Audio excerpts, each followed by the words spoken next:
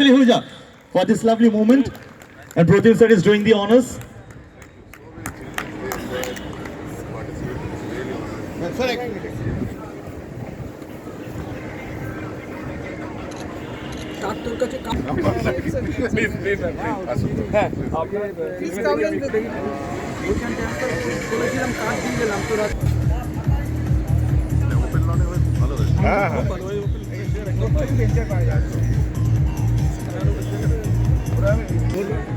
কালে আমি যা দেখতে পাচ্ছি তারপরে স্টেডিয়ামে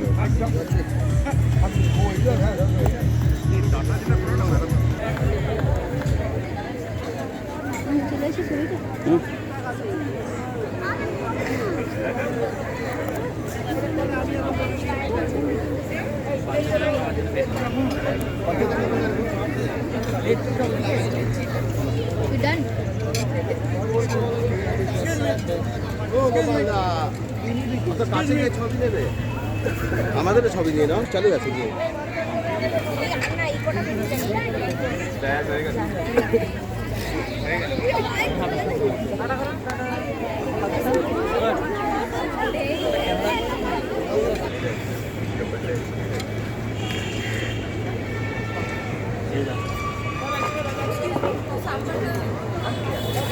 सांबर दे है ना बेटा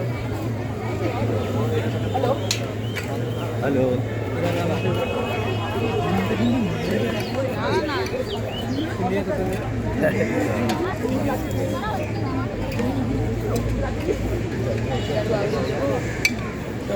जल्दी नहीं पड़ रहा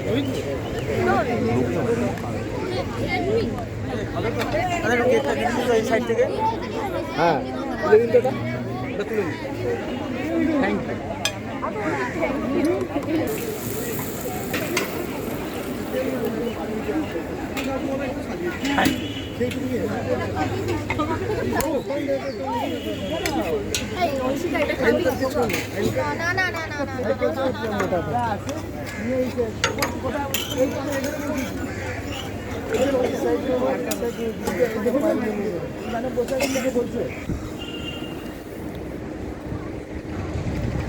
আমি ডক্টর প্রতিম সেনগুপ্ত এই যে কিডনি কেয়ার সোসাইটি এবং নেফ্রো কেয়ার এই দুটো অর্গানাইজেশনের কর্মধার। So nephro care India private limited এই যে কোম্পানি এটা আলটিমেটলি দেখতে দেখতে 2 বছর কমপ্লিট করলো। সো এই বার্থডে অফ নেফ্রো কেয়ারে আমরা প্রত্যেক বছর যাতে একটা সাধারণ মানুষের স্বাস্থ্য ভালো থাকে সেই জন্য আমরা একটা অ্যাওয়ারনেস ওয়াকাথন করি। এই ওয়াকাথনের মেসেজ হচ্ছে walk for your health, walk for your kidney. আজকে প্রায় 350 থেকে 400 মানুষ এখানে পার্টিসিপেট করেছেন, প্রায় শতাধিক ছাত্ররা এখানে পার্টিসিপেট করেছেন। সেলিব্রিটিস ফ্রম ডিফারেন্ট ওয়ার্ক এখানে এসেছেন, যেমন শিবপ্রসাদ মুখার্জি এসেছিলেন, নন্দিতা দি এসেছিলেন, দেবাশিস দা এসেছিলেন, কনসুলেট জেনারেল অফ মালদ্বীপ মিস্টার রামকৃষ্ণ জয়সওয়াল এসেছিলেন, অ্যাডভোকেট সৈকত বিশ্বাস, so many dignitaries from the different works of the society. তারা আজকে আমাদের সাথে পায়ে পা মিলিয়ে হেঁটেছেন। মিশন একটাই, আমরা যাতে আমাদের শরীরকে সুস্থ রাখতে পারি, আমরা যাতে অসুস্থ না হই এবং আমরা যাতে রেগুলার ওয়াকিং বা কিছু ফিজিক্যাল অ্যাক্টিভিটির মধ্যে ইনভলভ থেকে আমাদের নিজেদের জীবনটাকে খুব সুস্থভাবে একটা সারাটা জীবন কাটাতে পারি। So our mission is walk for your health, walk for your kidney. এবং ওয়াকিং এত ভালো একটা এক্সারসাইজ, খুব সিম্পল একটা এক্সারসাইজ, বলা হয় half an hour walking per day can prevent all disease away. সুতরাং আপনারা সকলে হাঁটুন, রেগুলার হাঁটুন, ভালো থাকুন, সুস্থ থাকুন। নেফ্রো কেয়ারের তরফ থেকে আমি ডক্টর প্রদীপ সেনগুপ্ত সবাইকে একটা খুব সুস্থ জীবনযাপন কাটানোর একটা আহ্বান জানাচ্ছি। কিন্তু কোন সময় হাঁটবে? এখন তো পলিউশন প্রচুর। পলিউশন আছে, কিন্তু পলিউশন আছে মানে আমরা শরীরের জন্য কোনো রকম অ্যাক্টিভিটি করবো না, দিস ইজ নট কারেক্ট। আজকাল বিভিন্ন পার্ক রয়েছে, ওপেন এয়ার রয়েছে, সেরকম জায়গায় গিয়ে হাঁটুন।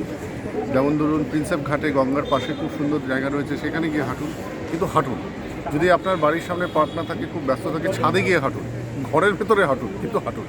কিন্তু কথা হলো কিডনিটাকে ভালো রাখার অন্যান্য উপায়গুলো কি আছে? অন্যান্য উপায়গুলো হচ্ছে একটু পরিমিত জল পান করা, পেইন কিলার্স, অন্যান্য আয়ুর্বেদিক মেডিকেশন, আরও অনেক ধরনের বাজার থেকে ডাক্তারের পরামর্শ ছাড়া ওষুধ অ্যাভয়েড করা, রেড মিট অ্যাভয়েড করা, জাঙ্ক ফুডস অ্যাভয়েড করা, আর রেগুলার রেস্ট, এক্সারসাইজ আর ব্যালেন্স ডায়েট, এই তিনটে যদি আমরা ফলো করি তাহলে আমাদের কিডনি আমরা ভালো রাখবো। এখন দেখা যাচ্ছে যুব সমাজেরও কিন্তু কিডনি খুব খারাপ হয়ে যাচ্ছে, এই ব্যাপারে আপনি কী বলবেন? যুব সমাজের কিডনি খারাপের পেছনে অনেকগুলো কারণ রয়েছে। একটা ইয়াংদের মধ্যে দেখা যায় যারা জিম করছে তার প্রচুর পরিমাণে, এই অ্যানাবলিক স্টেরয়েড প্রোটিন সাপ্লিমেন্টস এগুলো খায়, this are tremendously harmful for the kidney. Gutkha, paan masala, this are harmful for the kidney. Alcohol, too much excessive alcohol intake is harmful for the kidney. এই জিনিসগুলোকে যদি আমরা অ্যাভয়েড করতে পারি তাহলে ভালো। আর রাত্রিবেলায় যারা ঘুমোয় না তাদের কিডনির অসুখ বেশি হয়। আজকাল যুব সমাজকে দেখা যায় রাত্রি 12টার পর থেকে ফেসবুক, হোয়াটসঅ্যাপ চালু হয়, সারা রাত ধরে করে পরদিন সকালে দুপুরে দুপুরে স্কুলে যাচ্ছে। This is tremendously bad practice and it is absolutely harmful for the kidney. তো এইগুলো যদি প্রিভেন্ট করা যায় তাহলে আমাদের কিডনি। মহিলারা কিন্তু কিডনি রোগে ভুগছেন, তারা দেখা যাচ্ছে স্মোক করছেন, তারা ড্রিঙ্কস করছেন, যা যা দরকার সবই করছেন। দেখুন, স্মোকিং, ড্রিঙ্কিং মহিলা হোক পুরুষ হোক সবার জন্যই খারাপ, ঠিক আছে। এবার যে মহিলারা করলে তারা এফেক্টেড হবে, পুরুষরা করলে পুরুষরা এফেক্টেড হবে। আনফর্চুনেটলি এতদিন পুরুষরাই খালি করতে, এখন মহিলারাও সমাচারে করছে, শুধু তাদেরও সমস্যা হচ্ছে। সুতরাং এটা তো বলা নেই, every life will be affected by smoking, drinking. সুতরাং যে করবে তারই এফেক্ট হবে, কিছু বলার নেই।